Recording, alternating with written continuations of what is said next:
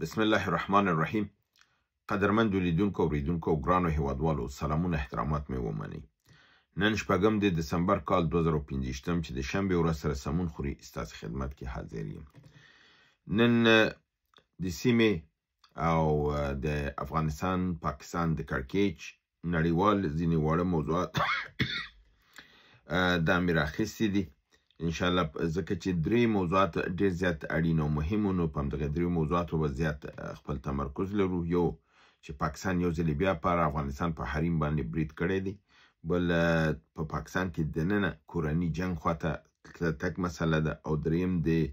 ولادیمیر پوتین سفر هندوستان ته او هلته د افغانستان په موضوع باندې خبرې. دا ډېر مهم موضوعات دي.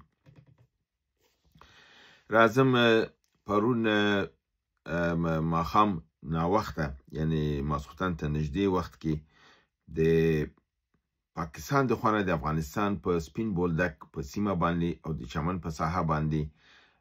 د مرمیو باران وشو چې د هغې په مقابل کې بیرته عکس العمل وښودل شو او بیا دغه جنګ لمنه لږه لویه شوله او پاکستان د توپ د مرمیو نه او د راکټونو نه کار واخیسته. په اول ابتدایي معلومات دا و چې کورونه او دغه چتونه ولیدلي وو، خو د مرګ ژوبلې خبر پکې لا نه و. وروستو اور لمن زیاته شوله ځکه چې د تاسو دا خبر ما کړې وه چې اسلامي امارت هم هلته تیاری نیولی دی، پوځ دی دغه کړي وو. نو چې مجرد پاکستان برید وکړ، افغانستان د دې برید ځواب ورکړی دی او غاښ ماتونکی ځواب یې ورکړی. په عین حال کې تاسو معلومه ده چې پرون بله ورځ چې دا اوازه وشوله چې سعودي کې نوی تړون شوی دی، نو ماته دا خبره وکړله، بالخصوص پرون په یو چینل کې یعنی چینل یک کې مې دا خبره وکړله چې د اول خو تړون نه دی شوی، هماغه اوربند لمنه اضافه شوې ده. بله خبر دا ده چې دا اوربندو دا مخه نه نیسي، پاکستان ځینو نورو مسایلو کې نښتی دی. هر آن ممکن دی چې دا دوباره په افغانستان باندې برید وکړي. لا د هغې خبرې نه یعنی 15 ساعته تیر نه و د هغې برنامې نه چې پاکستان برید وکړه. یعنی ټول زیاتره تحلیلګران په دې فکر وو چې بیا به جنګ نه کیږي او بیا به پاکستان برید هم نه کوي او اوربند شوی دی او ممکن چې د تورخم مسله هم حل شي او لاره خلاصه شي. خو ما په دغه ټینګار کوه چې دا شی امکان نه لري او د دې ریورس نه کیږي. تاسو وکړه چې دوی دوباره په دې سیمه باندې برید وکړه او دلته مظلوم خلک وژلیم دي، زخمیان کړیم دي، کورونه یې وران کړي دي او ډېر خلک مجبوره شوي چې خپل کورونه پرېږدي او د هغې سیمې نه وتښتېږي. نو د دې به کافي وضاحت به چې ځکه دا برنامه چې زه ستاسو ته کومه لا سحر نه دی، د نن ورځې سحر نه دی او د دې واقعې نه ټول یو 15-16 ساعته تیر دي. د ده لپاره کافي معلومات لاسته نه دي راغلي، خو کله چې تاسو دا برنامه ګورئ په هغه وخت کې به کافي معلومات نور خپاره شوي او بیا کولی شم چې هغه بیا په بله برنامه کې تاسو سره شریک کړم. تر دغه دمه پورې دغه خبر را سره و. راځو پاکستان کې د پاکستان د پوځ ویاند محمد شریف چودري چې د ډي جي آی اس پی آر دی یعنی د اردو د اطلاعاتو ویاند دی او رئیس هم دی، هغه پرون یو ناببره توګه باندې یو پریس کانفرانس وکړ او په دې پریس کانفرانس کې د پاکستان په تاریخ کې په 9 کالو کې په هغه لهجه باندې د یو سیاستمدار یا د پاکستان په سیاست کې خبره نه وه شوې لکه پرون چې دوی وکړله او هغه وه د عمران خان په هکله. نه تنها چې عمران خان ته د غدار خطاب وکړ او د یو خاین خطاب ورته وکړ او دی ویل چې د ده ګوند باید بند کړلی شي. په همدې حال کې د خیبر پښتونخوا د ځوان وزیر اعلی سهیل افریدي ته هم د بیادبي د ډېر معافي د سپي خطاب وکړ او ویل چې دا یو سپی دی غاپي، چې دا د ټولو هغه سیاسي آدابونه او بیا بالخصوص د داسې یو چا نه چې هغه په مقام او چوکۍ کې د دې چوکیګانو نه ډېر کم دی. د پاکستان لوی درستیز دی یعنی د منصب د مقام د لحاظ نه 20 یا 22 رنګ یو افسر دی د دولت، عالی رتبه دغه نه دی چې دغه خو چون د ټوپکو دی زور دی دغه د 20 رنګ یا ګریډ 20 یا 22 افسر ټول پاکستان یرغمل کړی دی او په ډیر جسارت سره او په دغې سره د یو دغې باندې یو وزیر اعلی ته د سپي خطاب یې وکړ چې د عکس العمل د پښتنو خونه ډیر زیات شدید راغلی دی او لویو شخصیتونو د خیبر پښتونخوا چې هغه د سنا او د پارلمان غړي دي او پخواني وزیران دي دوی دا ویلي چې اردو باید ډیر ژر په دې خبره د ټول پښتون قوم نه معذرت وغواړي ځکه چې سهیل افریدي یو منتخب نماینده د پښتنو دی د پارلمان رئیس دی په حساب وزیر اعلی دی او د سپکاوی پښتنو ته سپکاوی دی او د سپی ویل ټول پښتنو ته د سپي خطاب دی نو په دې اساس باندې باید دوی عفو وغواړي او که نه د دې شي لمن به ډیره لویه شي او د کېدای شي چې دا به نورې ستونزې هم جوړې کړي زه فکر کوم چې دا دلته نه دغه کېږي ځکه چې اردو خو بیرته معذرت نه غواړي نه عذر کوي او نه به دی په شا ځي خو زه لکه څنګه مې چې تېر هفته یو ځلې په سهیل افریدي باندې د همدغې خپل د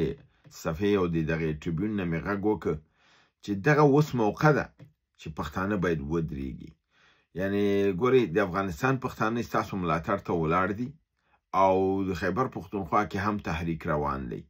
خو د ډیر اکثریت قاطع د یرې نه غلي دي دا اوس د یرې او د غلي کېدو وخت نه دی په دې وخت کې قیام پکار دی او سهیل افریدي ته دا پکار دی چې ټول پښتانه متحد کی او د پارلمان د لارې نه یو ریزولوشن پاس کی او وایي چې موږ د مرکزی حکومت سره نه یو او موږ جدا کیږو دا به ډېر یو موثره او دا بالکل یو قانوني حقوقي او د فدرالي سیستم سره برابر یو کار دی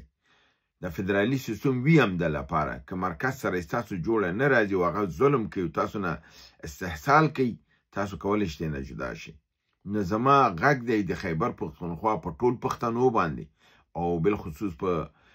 وزیر اعلی سهیل افریدي باندې او بیا په ټوله کې په پی ټی آی یعنی تحریک انصاف باندې چې دغه ټول چې دی د قیام وکړي او د مرکز نظام جدا اعلان کړي او دا کار د پارلمان په ذریعه وکړي ځکه چې کله پارلمان یو ریزولوشن پاس کړي هغه د خلکو استازیتوب کوي او حقوقي شکل لري او هغه بیا په تاریخ کې څوک نور نشي ماتولی وایي چې د خلکو استازو دا فیصله وکړله چې نور به مرکز سره نه یو بنان دا فیصله وشوه دا یو غږ دی چې په دې باندې په دغه وخت کې لازمي دی چې باید وشي تر څو دغه د پښتنو مسله دا شي او ټول پښتانه متحد شي یو لوی افغانستان او لوی پښتونخوا سره جوړه شي دا به یو ډیر مثبت اقدام وي بله خبر دا ده چې پوتین هندوستان ته سفر کړی دی هلته د هندوستان د رئیس جمهور سره او همدارنګې د صدر اعظم سره ملاقاتونه کړي دي او ځینې مرکې هم د هغوی د میډیا سره کړي چې هلته په بالخصوص د افغانستان متعلق د نه ډېرې پوښتنې وشولې او ډېر ښه او مثبت نظریات د افغانستان په هکله ورکړل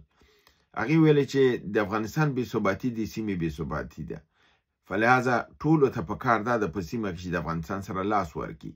د افغانستان حکومت فعلا چې دی مرکزی حکومت دی حاکم دی او مخالف نه لري نو د ده لپاره د ټول باید د سره لاس ورکړي چې افغانستان په حساب قوي شي تکړه شي او وشي کولی چې د دغې ستونزو د حالتو نه ووځي په همدې دغه کې د ترهګرۍ د جنګ په مقابل کې ویل چې اسلامي امارت جدي اقدامات کړي دي او ښه اقدامات یې کړي دي او د مخدره موادو یا ټوکو په حصه کې د روږ د ټوکو په حصه کې دا خبره وکړله چې هغې باندې هم ښه کنټرول ترلاسه کړی دی او موافقه دي او دا باید تقدیر شي او د بهر نه یې ویلې چې د اروپایي دغې نه د افغانستان تقدیر بدلول او د هغې نه تصمیم نیول دا نور په افغانستان کې کار نه کوي ښکاره خبره دا وه چې یعنې هندوستان او روسیه په دغې مقطع کې دا دغه یې وکړه چې که چېرته افغانستان ته ګواښ کېږي او بېثباتي راځي دا چون سیمه بېثباته کوي نو دوی به د افغانستان سره ودرېږي چې دا نهایتا ډېر مثبت دغه و او دا زه په ده خوشحاله یم چې زما د هغه پیشنهاداتو خبرو چې په ټول د 4 کالو کې ما بار کول چې یو روسیه او یو هندوستان دا چې دی سره تاسو باید په هر حالت اړیکې جوړې کړئ او په رسمیت پېژندلو ته ځان نږدې کړئ دا تاسو ته ډېر کومک کولی شي او تاسو اوس ګورئ چې همدا ممالک دي چې افغانستان سره که ستونزه جوړېږي نو دی به زموږ تاسو شاته ودرېږي او لاس به راکوي او دا به د افغانستان لپاره دغه نو دا یو مثبت اقدام دی، ښه اقدام دی چې دغه اړیکې نور هم استواره شي او دې باندې پوټین هم ټینګار کړی دی چې د افغانستان سره د تفاهم د خبرو د لارې نه مسایل حل شي، نه د زور د لارې نه، ځکه چې زور حالات خرابوي او سیمه بې ثباته کوي. په نړیوالو خبرونو کې د روسیې بل خبر دا دی چې د روسیې په یوکراین ته خبرداری ورکړی دی چې د دنباس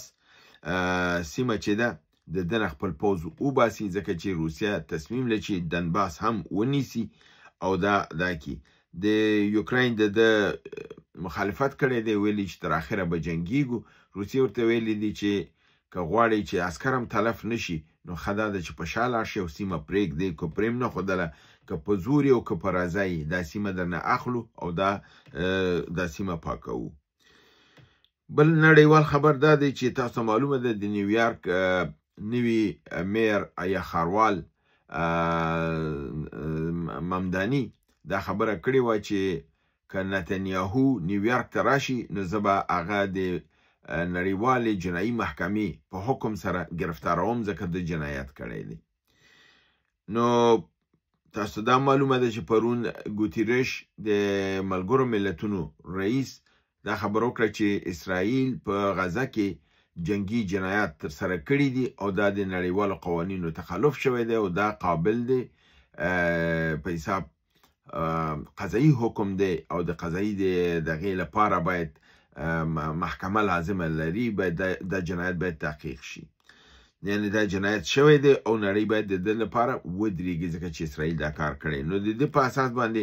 ممداني دا خبره کړې وه چې دی که دا کېږي همې ویلو چې نتنیاهو که راشي او که پوټین هم راشي، ځکه دواړو باندې دا حکم شوی دی چې دی باید گرفتار شي، ICC دا حکم کړی دی. نو نتنیاهو دا خبره کړې ده چې زه نیویارک ته به راځم، زه ګورم چې څوک ما گرفتاره کوي. نو یعنې د زور خبره یې کړې ده، یعنې دی ښکاره کړې ده چې زه نړۍ ته هېڅ احترام نه لرم، نه قانون ته احترام لرم، نه نړیوال قانون کوم ارزښت لري او نه څوک زما مخه نیولی شي او زه راځم نیویارک ته، که څوک غواړي ما ونیسي لاس خلاص او یې ګورم چې څنګه ما نیسي. بله خبره دا ده چې جرمني او همدارنګې ځینې دوه درې نورو اروپایي حکومتونو هم دا اعلان کړی چې که نتنیاهو اروپا ته راشي موږ د محکمې حکم نه په ځای کوو. اما همدغه د محکمې حکم چې که بیا د یو اسلامي خاورې د یو صدر اعظم یو پاچا پاکلی بیا وایي چې دا باید تطبیق شي، که تطبیق نه شو دا قانون مات شو او دلته خپله لګیا د قانون ماتوي او یو جنایت کوي. خلاصه ممداني دا ویلي دي چې که دی د نیویارک هوایي ډګر کې راکوز شي نو زه به یې دی د گرفتارۍ حکم ضرور ورکوم. بل خبر دا دی چې د خیبر پښتونخوا په قبایلي سیمو کې د یو ډرون برید شوی دی چې هغې کې د پوځیانو یو اډه د پاکستان د پوځ اډه وهل شوې ده او ډېر ځاني او مالي تلفات ورته اړولي دي، خو تر دغې دقیقې پورې چا د دې ډرون د حملو نه تایید کړی، نه تصدیق کړی دی او نه یې منلی دی. مګر د ایران ځینې